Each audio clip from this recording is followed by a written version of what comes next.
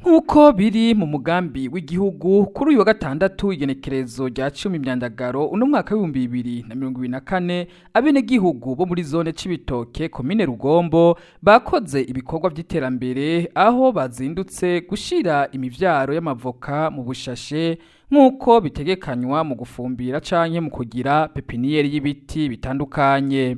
Muri ivyo bikorwa vyitabiriwe n'abanyagihugu muri rusangi, abatwara ubucimbiri hamwe n'imitumba igize zone Cibitoke hamwe n'umukuru wa zone Cibitoke. Muri ivyo bikorwa nyene bikaba vyatewe iteka n'umunyamabanga ajejwe iterambere mu mugambwe CNDD-FDD muri komine yagutse ya Cibitoke. Ewe itwi ry'ugwaruka ntawe utokumviriza. Igiti civoka ni ngirakamaro kuko nubwo aba ari ryo ufise mu nzu ryonyene urifunguye inzara ica ihera. Hamwe umwenegihugu wese yoba afise igiti civoka mu rugo iwe inzara yoba yisezereye. Ikindi nuko kwijukira gutera amavoka canke ikawa biri mu mugambi w'igihugu dutegerezwa gushira mu ngiro kugira uwo mugambi uzodushikane muri yambona kazoza ya 2040 Uburundi bwifashe 2060 Uburundi buteye imbere. Ivyo byashikirijwe n'umukuru wa zone Cibitoke Eveline Duwayezu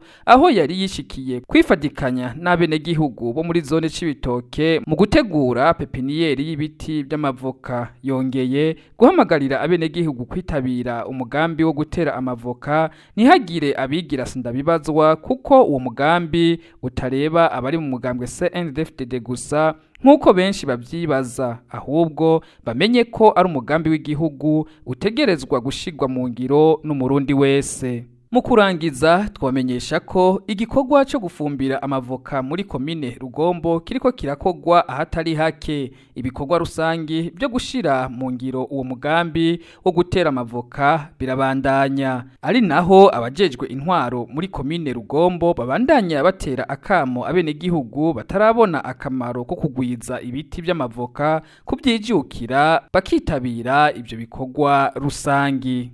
Wavreb ijwi ry'ugwaruka FM.